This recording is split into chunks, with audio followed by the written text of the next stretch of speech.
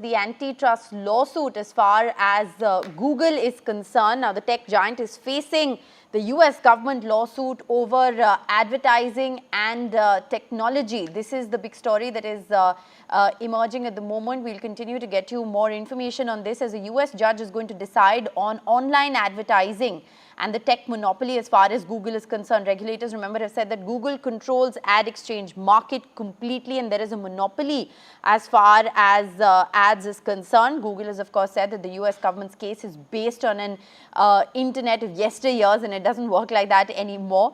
But what does this entire antitrust trial essentially mean and where is it at the moment? Joining us is Drumil, a tech and AI data science expert. He's joining us from Atlanta this morning. Thanks very much, Drumil, for speaking with NDTV.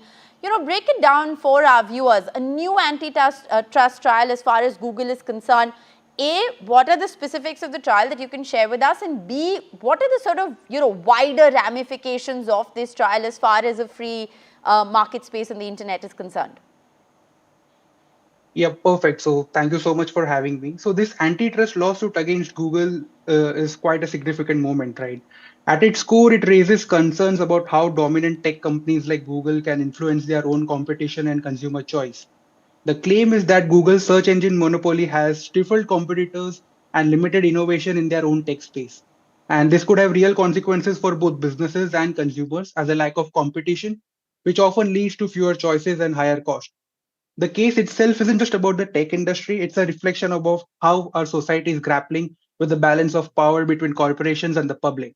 And it kind of asks us to consider the impact of technology on our daily lives and how we assess information on how companies shape the digital landscape.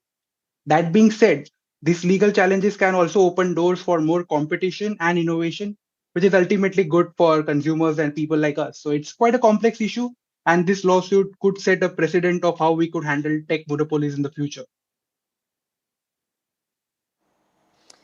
Right.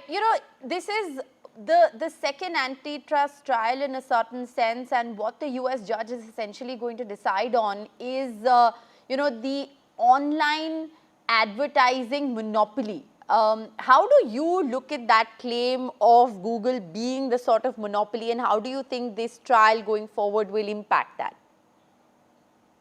Yep, absolutely. So the second issue that often comes up with Google is, especially in the antitrust discussion, is the dominance in the online advertising market.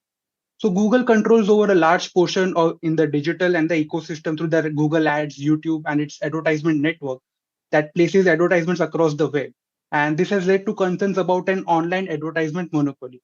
So here how it works, Google not only runs the most popular search engine, but it also controls key parts of the advertisement tech pipeline. Advertisers use Google's tools to buy ads, and websites often use Google's platforms to sell advertisement space. This means that Google is involved in almost every step of the online advertising process, from how ads are placed to how they are priced.